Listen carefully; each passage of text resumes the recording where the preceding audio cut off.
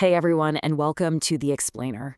I am so glad you could join our classroom today because we're looking at a piece of history that fundamentally changed the human experience. Today we're exploring the deadliest forgotten pandemic in history. It's this incredible story of an invisible enemy, a rapidly changing world, and medical lessons that are, honestly, incredibly relevant to the world we are living in right now. A virus more deadly than war. Just let that sink in for a second, right? We spend so much time studying history through the lens of battles and treaties and political conflicts. The year was 1918, and the globe was already totally embroiled in the devastating trench warfare of World War I. Yet, as the source material makes absolutely clear, this microscopic virus ultimately killed more people than the Great War itself. And the craziest part? Despite that massive, almost incomprehensible death toll, most people today barely even remember it. It's truly a silent scourge. Okay, so here is our roadmap for today. We'll start with the silent enemy's appearance, look at exactly how the virus spread, explore a world overwhelmed, compare 1918 to modern safety, and finally wrap up with lessons for our future. Let's dive right in. Part 1. The silent enemy appears. So picture this. It's 1918. The world is heavily distracted, literally consumed by the suffering and all the logistics of World War I. But while everyone's attention was fixed on those battlefields, a new enemy appeared. It was invisible, it was completely silent, and it was incredibly deadly. What we now know as the Spanish flu quietly began infecting the very soldiers who were fighting the war. In these tightly packed military outposts, like Camp Funston in Kansas, where some of the first major outbreaks were actually recorded, the conditions were just an absolute powder keg for what would come next. Moving on to Part 2, how the virus spread. Understanding the viral spread during this era is actually brutally simple. It really boils down to 3 devastatingly straightforward steps. Step 1, you have troops traveling across continents. The massive logistical movement of the war meant that millions of soldiers were acting as literal carriers. Step 2, the virus crosses borders without any protection. There were no global health checkpoints. Actually, scratch that. Testing protocols didn't even exist back then. And Step 3, rapid global spread. Within just months, the virus hitched a ride on ships and trains, completely bypassing borders and swept right across Europe, Asia, and America. The mechanics of this spread are so simple that they perfectly illustrate exactly why the world was entirely unprepared. And I mean, the staggering scale of this crisis just cannot be overstated. The Spanish flu didn't just cause some localized outbreak.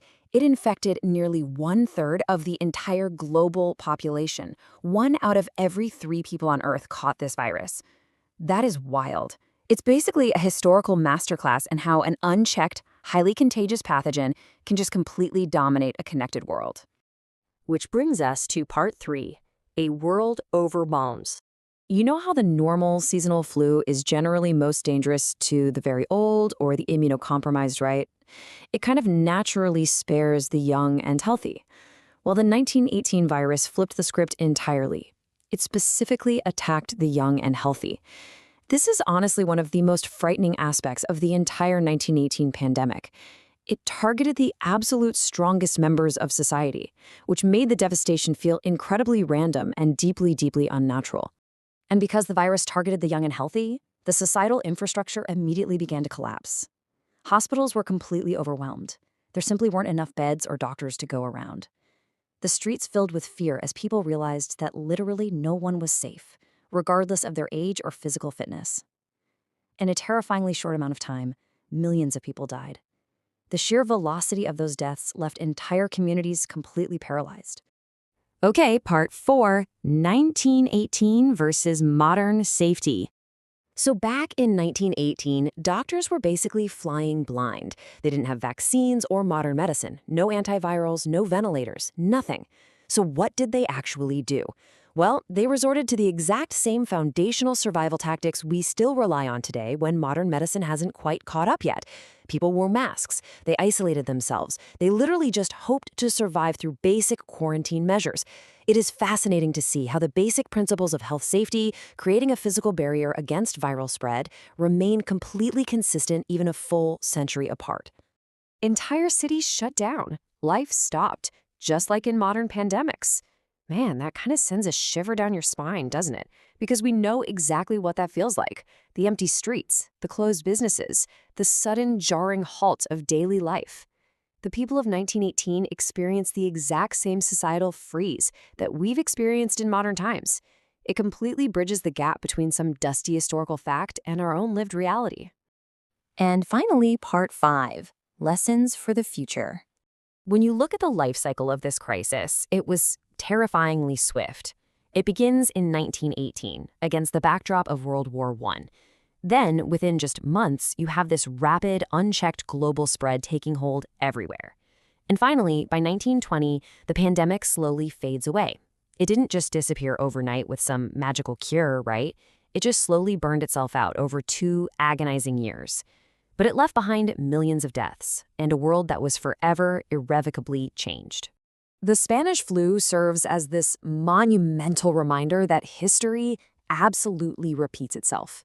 Pandemics come and they go. We saw it in 1918, we've seen it in our modern era, and the biological reality of our world kind of guarantees that we're going to see it again. But while the specific viruses might change, the lessons, the sheer importance of understanding viral spread, the necessity of everyday health safety measures, the absolute need to protect the vulnerable, those lessons never go away. Which leaves us with one incredibly critical question. Are we truly prepared for the next one?